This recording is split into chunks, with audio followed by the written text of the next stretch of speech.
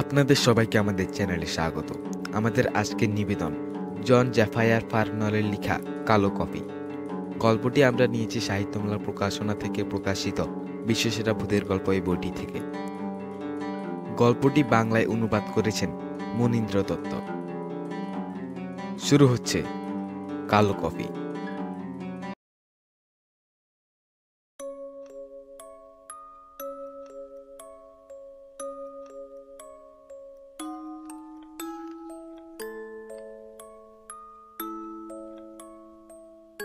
অধ্যাপক জার্ভিস নানা তথ্য সম্বলিত বইয়ের স্তূপের মধ্যে বসে আছেন। নানা মন্তব্য ও টুকিটাকি লেখা কাগজপত্র চারদিকে ছড়িয়ে আছে। কলমের খসখস শব্দ ছাড়া একটা নিরবচ্ছিন্ন নীরবতা তাকে ঘিরে রয়েছে। অধ্যাপক জার্ভিস সব রকম হই হল্লাকেই ঘৃণা করে, কারণ যে অবিচ্ছিন্ন চিন্তা প্রমাণিত ঘটনাবলী থেকে প্রাথমিক অনুমানে যাওয়ার যে প্রস্তুতিকে তিনি বেঁচে থাকার প্রধান লক্ষ্য ও উদ্দেশ্য বলে মনে করেন, হই হল্লা তাকে নষ্ট করে দেয়। তাই তিনি থাকেন বাড়ির 30 তলায়। প্রায় 1 মাস হলো খাসনামা জন ছাড়া আর কাউকে তিনি চোখে দেখেননি। শহরটার একেবারে মাথায় রাতের পর রাত জেগে বসে থেকে তিনি সেই কাজটির মধ্যে ডুবে আছেন। অনেক বছর ধরে যা স্বপ্ন তিনি দেখছেন, দর্শনের উচ্চতর নীতিশাস্ত্র বিষয়ক একখানি গ্রন্থ রচনার কাজ, আর সে কাজটি প্রায় সমাপ্তির মুখে। গত কয়েক সপ্তাহ যাবৎ কাজের নেশা যেন তাকে পেয়ে বসেছে। সে নেশা শয়তানের মতো নিষ্ঠুর, নির্দয়, জটিল চিন্তা ও স্নায়ু ছিন্নকারী পরিশ্রমের চাপের হাত থেকে নেশার তিল মাত্র রেহাই দেয় না। তাই রাতের পর রাত অধ্যাপক কেবল লিখেই চলেছেন। ইদানিং যত সামান্য ঘুম ও অনেক বেশি কালো কফি নিয়েই তার দিন কাটছে। আজ রাতে কিন্তু তিনি একটা বিচিত্র ক্লান্তি বোধ করছেন। কলমটা নামিয়ে রেখে বুক ধুকধুক করা কপালটাকে 2 হাতের মধ্যে ধরে উদ্দেশ্যহীন দৃষ্টিতে তাকিয়ে আসেন সামনে রাখা পাণ্ডুলিপির পাতার দিকে। এইভাবে ঝুঁকে বসে গত কয়েকদিন যাবৎ যে বমির ভাবটা মাঝে মাঝে দেখা দিচ্ছে, সেটাকে থামাবার চেষ্টা করতে গিয়ে ঠাসাঠাসিভাবে লেখা দীর্ঘ পংক্তিগুলো যেন তার চোখে জীবন্ত বস্তু হয়ে দেখা দিল। সেগুলি যেন হাজার পা মেলে সাদা কাগজের উপর ইতস্তত হেঁটে বেড়াচ্ছে। অধ্যাপক জার্ভিস চোখ বুজে ক্লান্তিসূচক নিঃশ্বাস ফেললেন। নিজের মনেই বললেন, এবার একটু ঘুমোতেই হবে। কখন যে শেষ ঘুমিয়েছি কে জানে। বলতে বলতে তিনি শরীরটাকে টান করে একটা হাই তুলতে চেষ্টা করলেন, কিন্তু পারলেন না। উদ্দেশ্যহীনভাবে ঘুরতে ঘুরতে তার দৃষ্টি টেবিলের উপরকার বাতির উপরে এসে থেমে গেল। সেদিকে তাকিয়ে দেখলেন সেই বস্তুগুলি কাগজের উপর থেকে উঠে এসে একে বেঁকে সবুজ ডাকনাটা বেয়ে উঠছে। তিনি আবার একটা দীর্ঘশ্বাস ফেললেন। বৈদ্যুতিক ঘণ্টাটার জন্য পাশের কাগজপত্রগুলি হাতড়াতে লাগলেন। প্রায় সঙ্গে সঙ্গেই তার মনে হলো বাতিটার আলোর পেছনে দণ্ডায়মান ছায়ার ভিতর থেকে জলের অস্পষ্ট দুরাগত কণ্ঠস্বর যেন তার কানে এলো। অধ্যাপক বললেন, তুমি যদি সত্যি সত্যি ওখানে এসে থাকো তাহলে দয়া করে সুইচটা জ্বালিয়ে দাও। আচ্ছা জন, আমি শেষ কখন ঘুমিয়েছিলাম বলো? সে কি স্যার, আজ 1 সপ্তাহ হলো আপনি তো ঠিক মতো ঘুমাননি। কখনো কখনো কোচে বসে একটু ঝিমুনি দিয়েছেন মাত্র, কিন্তু স্যার সেটা তো কিছুই না। দেখুন স্যার, আমার কথা যদি শুনেন তো বলি, এই মুহূর্তে ঘুমোতে যাওয়াটাই আপনার পক্ষে সবচাইতে ভালো কাজ। অধ্যাপক বললেন, তোমার পরামর্শের জন্য ধন্যবাদ জন। পরামর্শটা ভালো হলেও অবাস্তব। এখন আমি শেষ অধ্যায়টি লেখার কাজে ব্যস্ত। সেটাকে শেষ না করে ঘুমানো অসম্ভব। জন আবার বলতে শুরু করলো, আপনার কাছে ক্ষমা চেয়ে নিয়ে বলছি স্যার, পোশাক ছেড়ে ভালো মতো ঘুমাবার চেষ্টা করুন। তার শান্ত স্বভাবের সঙ্গে নেহাতি বেমানানভাবে হঠাৎ রেগে গিয়ে অধ্যাপক চেঁচিয়ে বললেন, বোকার মতো কথা বলো না জন। তুমি কি মনে করো ঘুমাতে পারলে আমি ঘুমাতাম না? দেখতে পাচ্ছ না আমি ঘুমোতেই চাইছি। তোমাকে বলছি, ঘুমোতে পারলে নিশ্চয়ই ঘুমাতাম, কিন্তু পারছি না। আমি জানি বইটা শেষ না করা পর্যন্ত আমার কপালে বিশ্রাম নেই, আর শেষ করতে প্রায় ভোর হয়ে যাবে। অধ্যাপক তীক্ষ্ণ দৃষ্টিতে জনের দিকে তাকালেন। তার ঘন ভুরু কুঁচকে যাচ্ছে, ডিবের মতো পাণ্ডুর মুখে চোখ দুটো জ্বলছে অপ্রীতিকর দীপ্তিতে। এত বেশি কালো খুবই খাওয়াটা যদি ছেড়ে দিতেন স্যার, লোকে বলে ওটা স্নায়ুর পক্ষে খুবই খারাপ। চিরদিনের মতো শান্ত গলায় অধ্যাপক এবার বললেন, আমিও মনে করি তারা ঠিকই বলে। হ্যাঁ, আমিও তাই মনে করি। যেমন ধরো, এই মুহূর্তে আমার মনে হচ্ছে এই পর্দাটার আড়ালে একটা হাত কি যেন হাতড়ে বেড়াচ্ছে, অথচ এই মানসিক অবস্থাটা আমার শেষ অধ্যায়ের বিষয়বস্তুর সঙ্গে বেশি মিলে যাচ্ছে। সেখানেও প্রকৃতির মানস শক্তির কথাই বলা হয়েছে। জন, আমি বিশেষ করে নিম্নোক্ত অংশটি উল্লেখ করছি। যে রহস্যময় শক্তিকে অনেকে আত্মা বলে, যথেষ্ট শিক্ষা লাভ করলেও সে কিছু সময়ের জন্য এই রক্ত মাংসের দেহটাকে ছেড়ে বাতাসের ঘাড়ে চেপে সমুদ্র ও নদীর বুকের উপর দিয়ে হেঁটে অন্তহীন মহাশূন্যে পাড়ি জমাতে পারে, এবং যারা অনেক দিন আগে মারা গেছে তাদের দেহের মধ্যে নতুন করে বাসা বাঁধতে পারে। অবশ্য সেই সব দেহ যদি নিষ্কলুষ থাকে।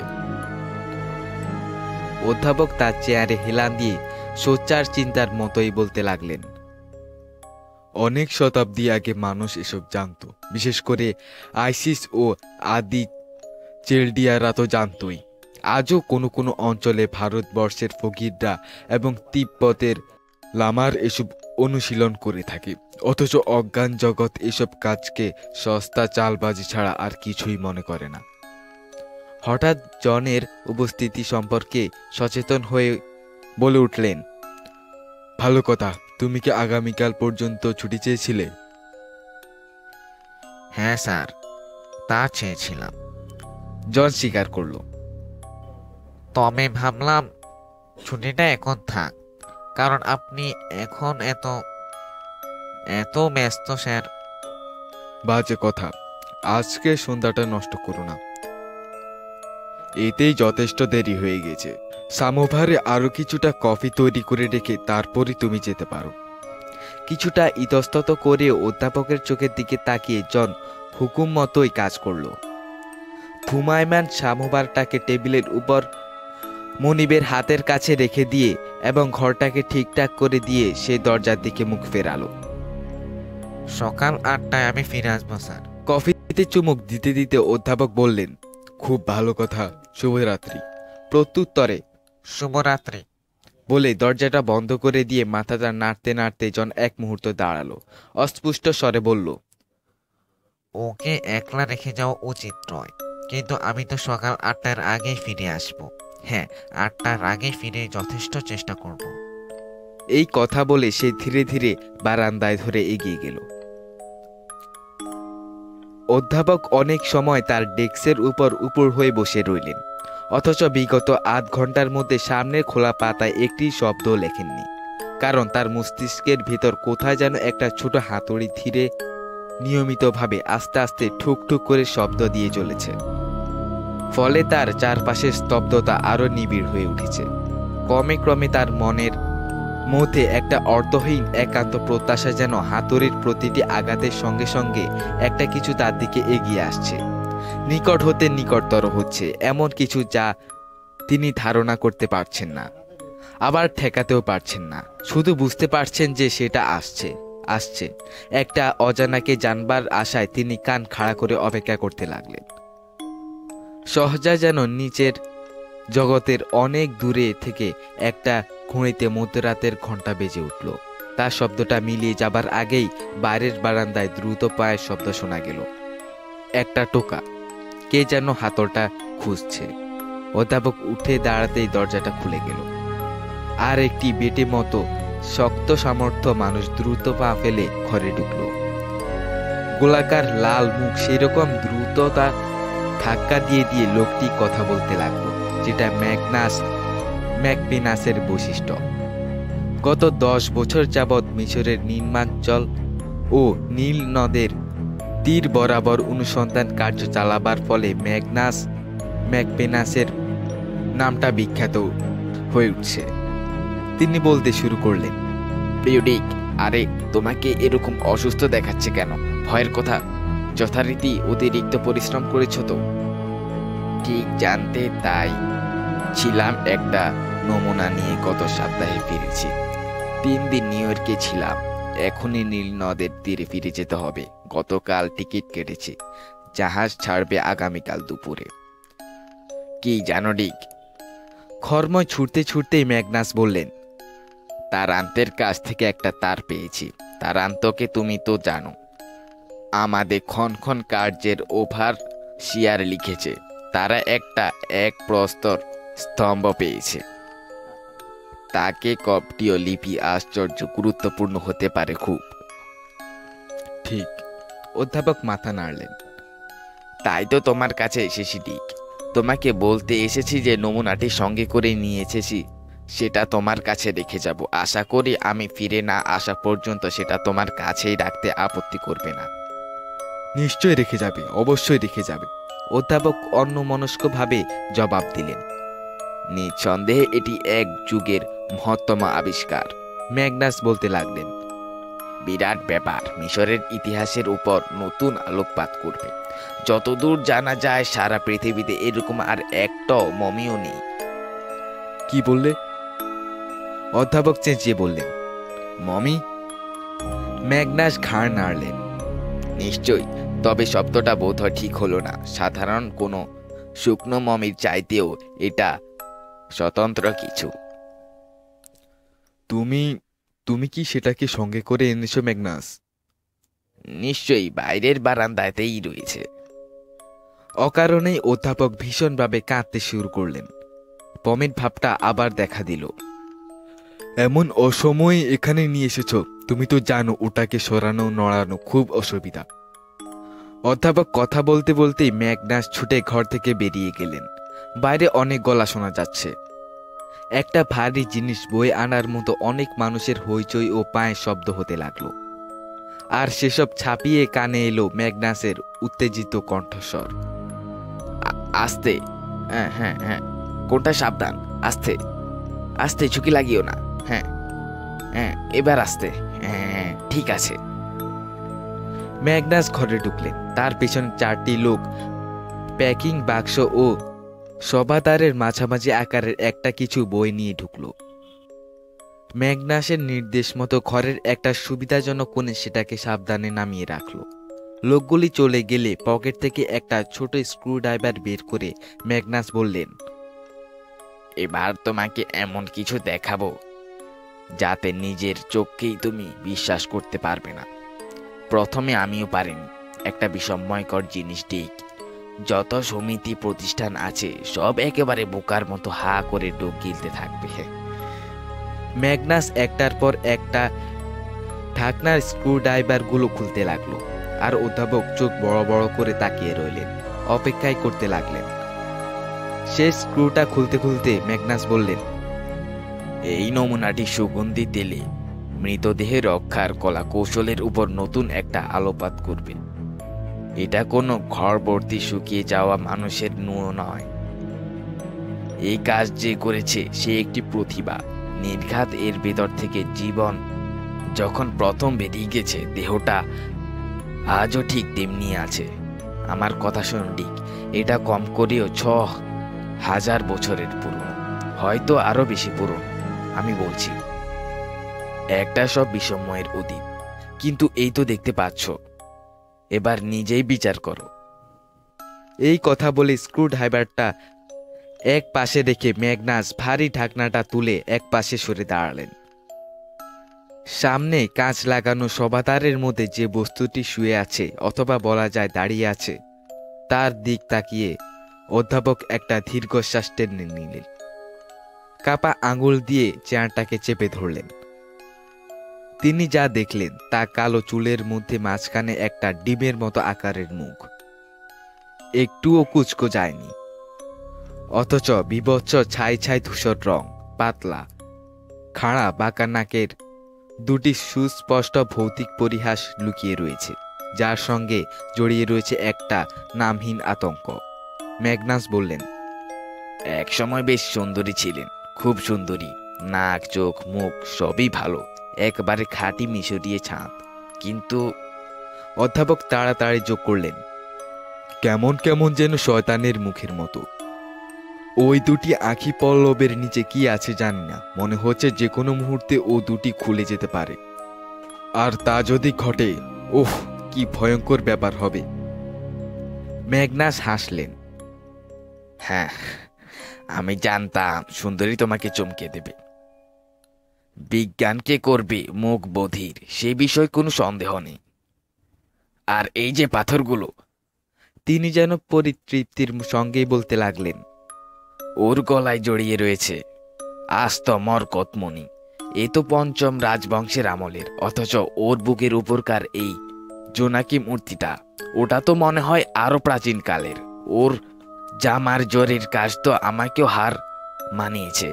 আর বৃদ্ধাঙ্গুলের আংটিটা আকৃতি দেখে তো মনে হয় ওটা পঞ্চদশ রাজবংশের আমলের। সব মিলিয়ে ইনি এক বিচিত্র রহস্যময়। আর একটা অদ্ভুত ব্যাপার হচ্ছে, ওই মুখ ও নাসারন্ধ্র এক ধরনের সিমেন্ট দিয়ে বন্ধ করা, সেগুলো ছাড়াতে অনেক সময় লাগবে। তিনি বলেই চললেন, পাথরের শবাধারের উপর যে শিলালিপি দেখা আছে তাতে ওকে একভাবে বর্ণনা করা হয়েছে। রমন কাউরার রাজত্বকালে রা বংশের রাজকুমারী হাসুয়েরা। রকম কাউরার সম্ভবত দ্বিতীয় সেটির অন্য উপাধি। আমি আরও পেয়েছি একটা প্যারিস পাতা, খুবই গুরুত্বপূর্ণ, ও কয়েকটা শিলালিপি। কোনো রকম সেগুলোতে একবার চোখ বুলিয়েছি মাত্র, কিন্তু যতটুকু বুঝতে পেরেছি তাতে মনে হয় এই হাসুয়েরা অনেক সুখ্যাতি ছিল। সে ছিল সেমিরামিস, ক্লেওপেত্রা ও মিশালিনের যোগফলের 3 গুণ। তার অন্যতম প্রেমিক ছিলেন জনৈক পদ্মমেশ। ওরেসিস মন্দিরের প্রধান পুরোহিত বলা হয়ে থাকে। তিনি আইসিস ও উচ্চকোটির দেবতাদের কলা কৌশল ও গুপ্ত রহস্যের ব্যাপারেও খুবই ওয়াকিবহাল ছিলেন। প্রথম যখন এই পাথরের শবাধারটি খুললাম, তখন এলোমেলোভাবে আবরণগুলো দেখে মনে হয়েছিল ইনি বোধহয় নড়াচড়া করেছেন। যে সোনার মৃত্যু মুখোশটি এর মুখে আটা ছিল সেটাও খুলে পড়েছিল। সেটাকেও তো অদ্ভুত, খুবই অদ্ভুত। মুখোশটা পরীক্ষা করে কপাল বরাবর একটা শিলালিপি পেয়েছি। দিনের পর দিন সেটা আমাকে ভাবিয়েছে, কিন্তু হঠাৎ অর্থটা পেয়ে গেলাম। বিছানায় শুয়ে অসম ছন্দের হাসির কবিতার অনুবাদ করলে অর্থটা এই রকম দাঁড়াতে পারে। আইসিস ক্ষণ তবে শ্বাস রোধ করেছে আমাকে যে জাগাইবে সেই হবে মৃত্যুর শিকার। এটাও খুব অদ্ভুত, কি বলো? আরে কি আশ্চর্য, তোমার কি হয়েছে? এই প্রথম বন্ধুর দিকে তাকিয়ে ম্যাগনাস নিজের কথা থামিয়ে প্রশ্ন করলেন। সেই গাঢ় স্বরে অধ্যাপক বললেন, কিছু হয়নি, শুধু এটাকে ঢেকে ফেলো, ঈশ্বরের দোহাই ঢেকে ফেলো। ম্যাগনাস বললেন, নিশ্চয়ই, অবশ্যই। এটাকে দেখে তুমি এতটা বিচলিত হবে ধারণা করতে পারেনি। তোমার স্নায়ুগুলি একেবারে তছনছ হয়ে গেছে। নিজের আরো যত্ন নেওয়া উচিত তোমার। দিক ওই বাজে কালো কফি খাওয়াটা বন্ধ করে দাও। শেষ স্ক্রুটা আটকে দেওয়া হতেই অধ্যাপক ঈষৎ উচ্চ কণ্ঠে হেসে উঠলেন। 18টা স্ক্রু আছে, প্রতিটি প্রায় 2.5 ইঞ্চি লম্বা। কি বলো ম্যাগনাস? ঠিক বলেই ম্যাগনাস আবার এক দৃষ্টিতে তাকালেন। সেই একই বিস্ময়কর হাসি হেসে অধ্যাপক বললেন, ভালো। ম্যাগনাস যেন জোর করেই হাসলেন, বললেন, আরে ডিক, তুমি এমন ভাবে কথা বলছো যেন ধরে নিয়েছ। অধ্যাপক তাকে বাধা দিয়ে বললেন, ওই দুটি চোখ আমাকে ভয় পাইয়ে। ও দুটি যেন এমন একজনের চোখ যে আচম্বিত তোমাকে আক্রমণ করার জন্য অপেক্ষা করে আছে। চোখ দুটি যেন পেছন থেকে তোমার উপর নজর রেখেছে, তোমাকে অনুসরণ করছে। ম্যাগনাস তখনই চেঁচিয়ে বলে উঠলেন, উফ, যত সব বাজে কথা। এসব কল্পনা ছাড়া কিছু না, স্রেফ কল্পনা। এখনই তোমার কোথাও বেড়াতে যাওয়া উচিত, নইলে এরপরে তুমি মতিভ্রম রোগে ভুগবে। চুপ করে বসে শুনো, বলে অধ্যাপক সামনে খোলা পাণ্ডুলিপি থেকে পড়তে শুরু করলেন। যে রহস্যময় শক্তিকে অশেষ আত্মা বলে, যথেষ্ট শিক্ষা লাভ করলে সে কিছু সময়ের জন্য এই রক্ত মাংসের দেহটাকে ছেড়ে বাতাসের ঘাড়ে চেপে সমুদ্র ও নদীর বুকের উপর দিয়ে হেঁটে অন্তহীন মহাশূন্যে পাড়ি জমাতে পারে, এবং যারা অনেকদিন আগে মারা গেছে তাদের দেহের মধ্যে নতুন করে বাসা বাঁধতে পারে। অবশ্য সেসব দেহ যদি নিষ্কলুষ থাকে। পায়ের উপর পা তুলে ম্যাগনাস বললেন, তারপর? অবশ্য সেসব দেহ যদি নিষ্কলুষ থাকে। কথাগুলি আবার বলে অধ্যাপক হঠাৎ হাত তুলে ঘরের কোণটা দেখিয়ে বলে উঠলেন, ওটা তো মৃত্যু নয়। ম্যাগনাস লাফিয়ে উঠে বললেন, আরে বাবা, তুমি দেখছি একটা পাগল। কি বলতে চাইছো তুমি? জীবনের সাময়িক বিরতি, অধ্যাপক বললেন। অনেকক্ষণ পর্যন্ত একেবারে চুপচাপ দুজন দুজনের দিকে স্থির দৃষ্টিতে তাকিয়ে রইলেন। ম্যাগনাসের মুখ থেকে অনেকখানি রং মুছে গেছে, আর অধ্যাপক আঙুলগুলো তখনও হাতল চেয়ারটার গায়ে না চাড়া করছেন। হঠাৎ ম্যাগনাস হেসে উঠলেন, সম্ভবত কিছুটা উচ্চ কণ্ঠেই হাসলেন। বাজে কথা, ম্যাগনাস বললেন। কি বোকার মতো কথা বলছো ডিক? তোমার এখন দরকার হবে এক গ্লাস ব্র্যান্ডি, তারপর একটা বিছানা। পুরনো বন্ধুর মতোই স্বাধীনভাবে কোণের আলমারির কাছে গিয়ে একটা ডিকেন্টার ও গ্লাস নিয়ে এসে দুটো গ্লাসে পুরো এক পেগ করে ঢাললেন। তার মানে আমার সঙ্গে তুমি একমত নও ম্যাগনাস? এক চুমুকে নিচের ব্র্যান্ডিটা গিলে ম্যাগনাস বললেন, একমত না। সবই স্নায়ুর ব্যাপার, ওসব কথা থাক। অধ্যাপক মাথা নাড়লেন। স্বর্গ ও মর্তের এমন অনেক কিছুই আছে। হ্যাঁ হ্যাঁ, আমি জানি। ওই একই উদ্বৃত্তির জন্য শেক্সপিয়রকে আমি প্রায় গালমন্দ করে থাকি। কিন্তু ম্যাগনাস, কয়েক বছর আগে মিশরীয়দের কৃত্রিম মহাচ্ছন্নতার অনুশীলন সম্পর্কে তুমি নিজেই তো একটি প্রবন্ধ লিখেছিলে। ম্যাগনাস প্রতিবাদ জানিয়ে বললেন, দেখো ডিক, ঈশ্বরের দোহাই যুক্তিপূর্ণ কথা বলো। কোন মহাচ্ছন্নতা ভাবে কি ৬-৭ হাজার বছর থাকা সম্ভব? অত্যন্ত অযৌক্তিক কথা। চলো, বুদ্ধিমান ছেলের মতো শুবে চলো। জন কোথায়? আগামীকাল পর্যন্ত তাকে ছুটি দিয়েছি। এটা কি করেছ? অস্বস্তির সঙ্গে চারদিকে তাকিয়ে ম্যাগনাস বললেন, যাকগে, তার জায়গাটা না হয় আমি নেব। তোমাকে বিছানায় নিয়ে যাব, আরো সব কাজই করব। মাথা নাড়তে নাড়তে অধ্যাপক বললেন, ধন্যবাদ ম্যাগনাস, কিন্তু তাতে কোনো লাভ নেই। এই শেষ অধ্যায়টা লিখে সম্পূর্ণ না করা পর্যন্ত আমি ঘুমোতে পারছি না, আর সে কাজটা করতে আর বেশি সময়ও লাগবে না। নিজের ঘড়িটা দেখে ম্যাগনাস বললেন, হায় ঈশ্বর, 1টা বাজে। আমাকে এক্ষুনি যেতে হবে ডিক, হোটেলে। তুমি তো জানো কালই জাহাজ ছাড়ছে। অধ্যাপক শিওরে উঠে দাঁড়ালেন, করমর্দন করলেন। বিদায় ম্যাগনাস, আশা করি তোমার এক প্রস্তর স্তম্ভটি ভালো আবিষ্কার বলে প্রমাণিত হবে। বিদায়। বন্ধুর হাতে চাপ দিয়ে ম্যাগনাস বললেন, ধন্যবাদ, কিন্তু মনে রেখো, ওই বিস্ময় কফি চলবে না। এই বলে দরজা পর্যন্ত গিয়ে মাথাটা নেড়ে বেরিয়ে গেলেন। অধ্যাপক ভুরুকুচকে এক মুহূর্ত বসে রইলেন, তারপর হঠাৎ উঠে দরজার কাছে গিয়ে হাতলটা ঘোরালেন। বারান্দায় আবছা আলো উকি মেরে দেখলেন। ম্যাগনাস! চাপা কর্কশ স্বরে ডাকলেন, ম্যাগনাস! বলো। জবাব এলো, তাহলে এটা যে চোখ মেলে তাকাবে তা তুমি মনে করো না। কি বলো ম্যাগনাস? হায় ঈশ্বর, না। বলে অধ্যাপক দরজাটা বন্ধ করে দিলেন। কলমটা হাতে নিয়ে অধ্যাপক বললেন, মনে হচ্ছে জনকে না যেতে দিলেই ভালো করতাম। আজ রাতটা বড়ই একা লাগছে। জন খুবই কাজের লোক।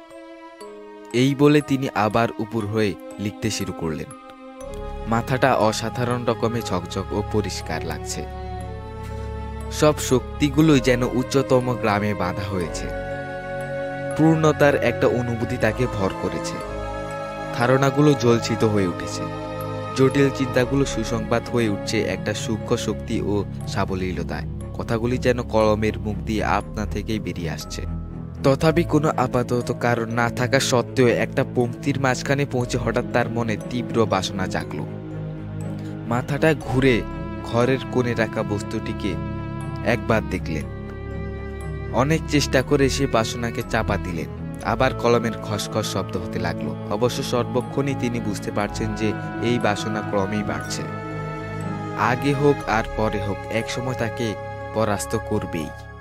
তিনি যে অস্বাভাবিক কিছু দেখার আশা করছেন তা নয়, সেটা তো একান্তই অবাস্তব। তিনি স্মরণ করতে চেষ্টা করলেন যে ঢাকনা দিয়ে সেই বস্তুটিকে চাপা দেওয়া হয়েছে, তাতে কতগুলি স্ক্রু আছে। হঠাৎ অধ্যাপক মাথা ঘুরালেন। হাতের কলমটা সামনে বাড়িয়ে নিজের মনেই অস্পষ্ট স্বরে স্ক্রুটা চকচকে মাথাগুলি গুনতে লাগলেন। 1 2 3 4 5 6।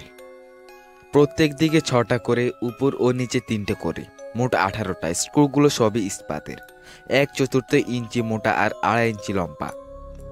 স্ক্রুগুলি যথেষ্ট শক্ত হবারই কথা, তবে 18টা স্ক্রু মোটেই বেশি নয়। কেন যে ম্যাগনাস আরো কিছু বেশি স্ক্রু ব্যবহার করেনি, তাহলে তো আরো মজবুত। অধ্যাপক নিজেকে সংযত করে কাজে মন দিলেন, কিন্তু বৃথায় লেখার চেষ্টা করলেন। একটা আবেগ তাকে পেয়ে বসেছে, প্রতি মুহূর্তেই জোরদার হচ্ছে। সে আবেগের অন্তরালে আছে ভয়, আর সে ভয় পিছনে চলাফেরা করছে এমন কিছু নিয়ে। হ্যাঁ, পেছন দিকে। সে যে কেন এটাকে চেয়ারের পেছন দিকে কোনটাতে রেখে গেল। তিনি উঠলেন। তবু শারীরিক পরিশ্রমটা কোনো কাজে না এলেও তার ফলে মনটা কচ্ছিৎ শান্ত হলো। কিন্তু সেই মহাগ্রন্থ শেষ করার কাজে যতই মন দিতে চেষ্টা করছেন, কিছুতেই তাতে মন বসছে না। আঙুলের ফাঁকে ধরা কলমটা কাগজের উপর অলস কল্পনা, ছবি ও অর্থহীন হিজিবিজি লিখতে লাগলো। তাই কলমটাকে একপাশে ঠেলে দিয়ে 2 হাতে মুখটা ঢাকলেন। এটা কি সম্ভব হতে পারে যে 18টা স্ক্রু দিয়ে আটা ঢাকনার নিচেকার অন্ধকারের সেই চোখ দুটি এখন বন্ধই আছে, নাকি চোখ দুটি? অধ্যাপক শিউরে উঠলেন। আহা, সে যদি জানতো, যদি নিশ্চিত হতে পারত। জন থাকলে বড় ভালো হতো। জন খুব কাজের লোক, সে বসে এটাকে পাহাড় দিতে পারত। হ্যাঁ, জনকে যেতে দিয়ে খুবই বোকামি করেছি।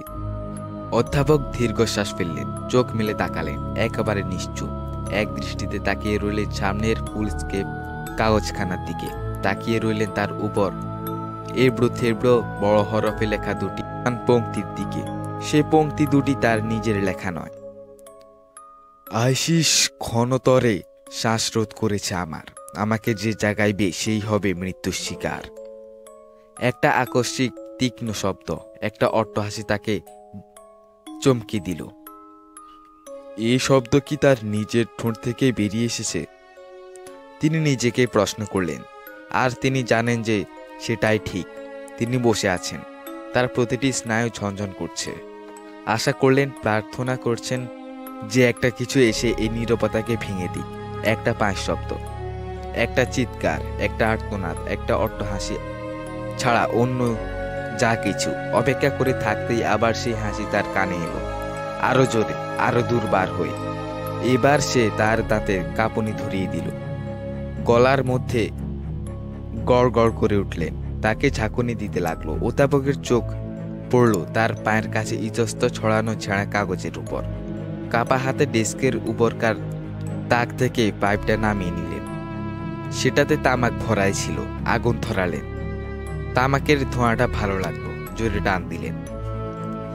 পাকানো নীল ধোঁয়া মাথার উপর দিয়ে উঠতে লাগলো, হালকা মেঘের মতো ভাসতে লাগলো। শেষ পর্যন্ত তার খেয়াল হলো যে সব ধোঁয়া এই দিকে ভেসে গিয়ে একটা জায়গায় পর্দার মতো ঝুলে আছে, আর সেই চলমান পর্দার ওই পাশেই সেই ছায়া ঢাকা জিনিসটি এখন এঁকে বেঁকে নড়ছে।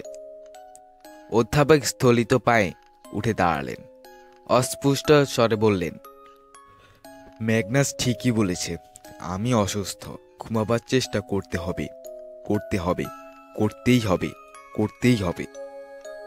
কিন্তু টেবিলের কোনায় কাপা হাত রেখে তিনি সেখানেই দাঁড়িয়ে রইলেন। যে অন্ধকার, ভয়, অহেতুক ত্রাসের বিরুদ্ধে তিনি সারা রাত বৃথায় লড়াই করেছেন, তা যেন একটা ঢেউয়ের মতো এসে তাকে ভাসিয়ে নিয়ে গেল, দম বন্ধ হয়ে গেল। একটা জঘন্য ভয়ে পা থেকে মাথা পর্যন্ত কাঁপতে লাগলো, অথচ সারাক্ষণ সেই বড় সাদা বাক্সের উপর থেকে দৃষ্টি ফেরাতে পারলেন না। বাক্সটা ছোট, স্ক্রুর মাথাগুলো ছোট ছোট অনুসন্ধানী চোখের মতো তার দিকে যেন হা করে তাকিয়ে আছে। পাশে মেঝের উপর কি যেন চকচক করছে। কোনো কিছু বুঝবার আগে তিনি স্ক্রু ড্রাইভারটা তুলে নিলেন, অস্থিরভাবে সেটাকে ঘোরাতে লাগলেন। মাত্র একটা স্ক্রু ড্রাইভার বাকি। একটু থেমে গালের উপর থেকে ঘামটা মুছতে গিয়ে তিনি অবাক হয়ে গেলেন। অনেক বছর আগে কলেজের জীবনের একটা গানের আসরে শোনা একটা গান তিনি নিজেই গাইছেন। তারপরই সেই স্ক্রুটা খুলে যেতে তিনি দম বন্ধ করে দাঁড়ালেন। কালো চুলের কুয়াশার মাঝখানে সেই ডিমের মতো মুখ, ভারী আঁখি, পল্লবের নিচে সেই দীর্ঘ রাত চোখ, খাড়া নাক, নাসারন্ধ্রের নিষ্ঠুর রেখা, কামার্ত মুখের পরিপূর্ণ ওষ্ঠদ্বয় আর তার চিরন্ত বিদ্রূপ, সবই তিনি আগেই দেখেছেন। তবু সেদিকে তাকিয়ে একটা পরিবর্তন তার নজরে পড়ল। সে পরিবর্তন সূক্ষ্ম হলেও ভয়ঙ্কর।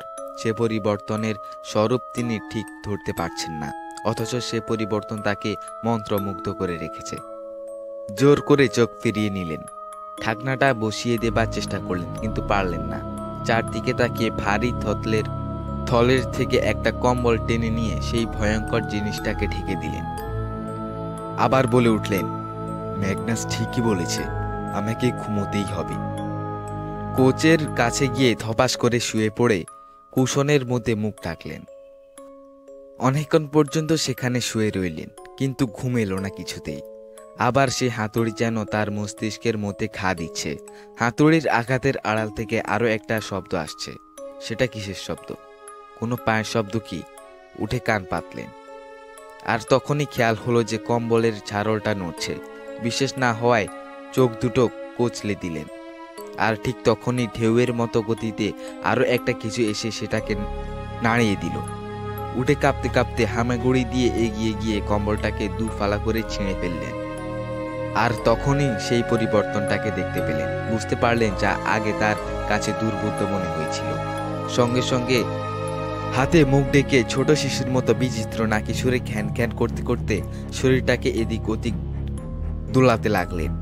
মুখের ছায় ধূসর রংটাও মিলিয়ে গেল, কালো ঠোঁট দুটি হয়ে উঠল রক্তলাল। কিছুক্ষণ এইভাবে চলার পর অধ্যাপক সহসা এক বিচিত্র উন্মাদ ভঙ্গিতে দুই হাত সবেগে মাথার উপর ছুঁড়তে লাগলেন। চিৎকার করে বললেন, হে ঈশ্বর, আমি যে পাগল হয়ে যাচ্ছি, আমি পাগল। উহ, কিন্তু না, পাগল ভিন্ন অন্য কিছু। পাগল নয়, পাগল নয়, আমি পাগল নই, না। হঠাৎ আয়নার মধ্যে নিজেকে দেখতে পেয়ে মাথা নাড়তে নাড়তে মুচকে হাসলেন। নিজের প্রতিবিম্বকেই ফিসফিস করে বললেন, পাগল নই, না, না।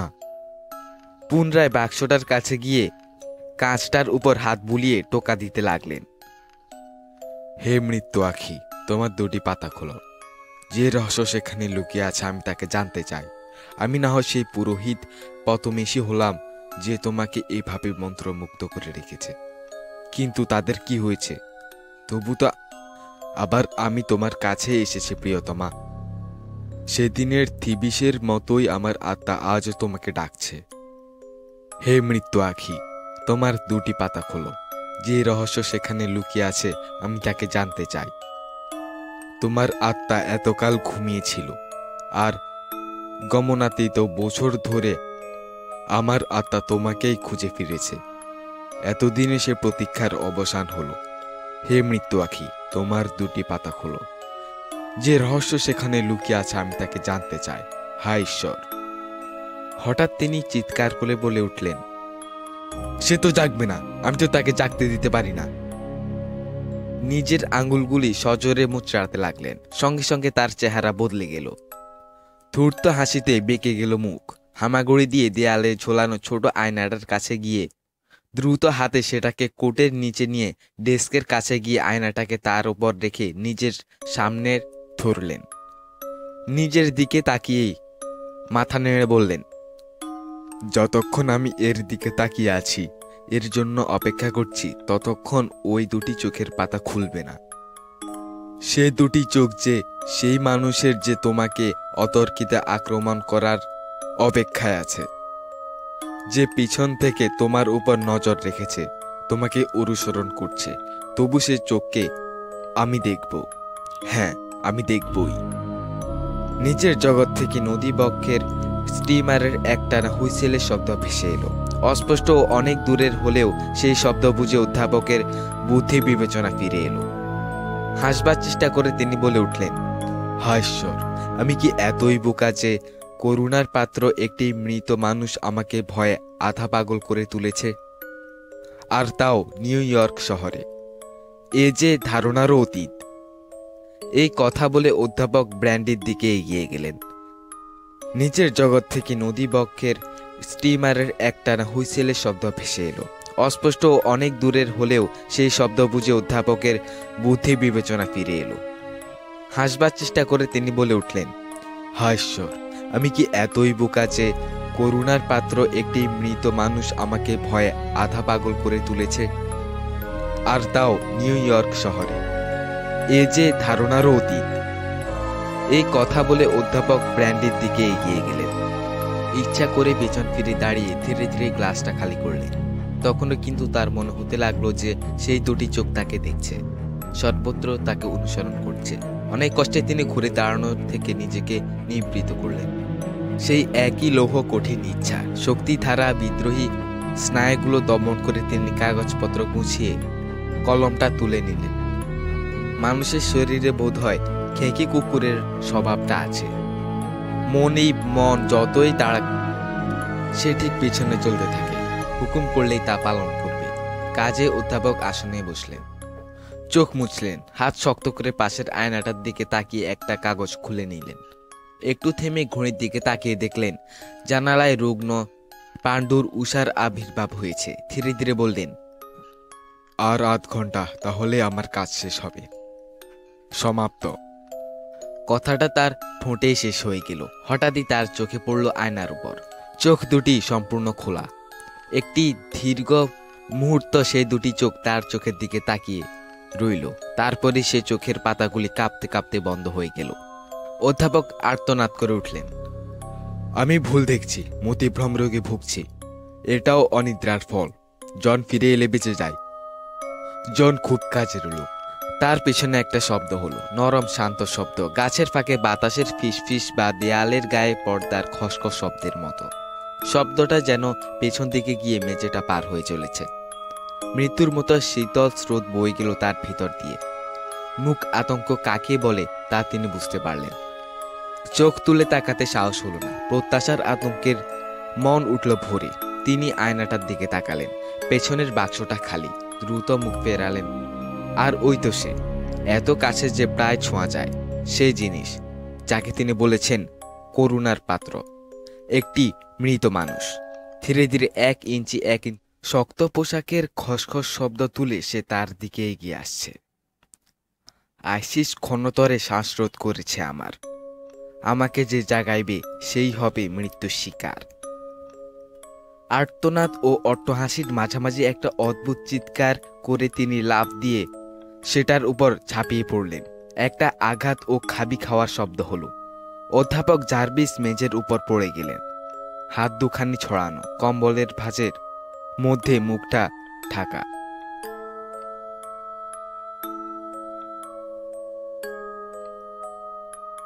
পরদিন সংবাদপত্রের একটি অনুচ্ছেদে এই কথাগুলি প্রকাশিত হলো। বিচিত্র মৃত্যু। বিখ্যাত বিজ্ঞানী অধ্যাপক জার্ভিসকে গতকাল তার স্ট্রিটের ঘরে মৃত অবস্থায় পাওয়া গেছে। সম্ভবত হৃদরোগেই তার মৃত্যু ঘটেছে। ঘটনাটির একটি অদ্ভুত বৈশিষ্ট্য হল, ঘরের বিপরীত দিকে দাঁড় করানো একটা ভ্রমণোপযোগী বাক্সের মধ্যে যে মমিটা ছিল সেটাকে অধ্যাপকের মৃতদেহের পাশেই শায়িত অবস্থা পাওয়া গেছে।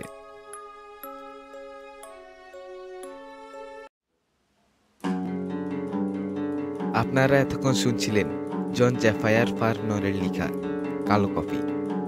গল্পটি আমরা নিয়েছি সাহিত্যমালা প্রকাশনা থেকে প্রকাশিত বিশ্বসেরা ভূতের গল্প এই বইটি থেকে। গল্পটি বাংলায় অনুবাদ করেছেন মনীন্দ্র দত্ত।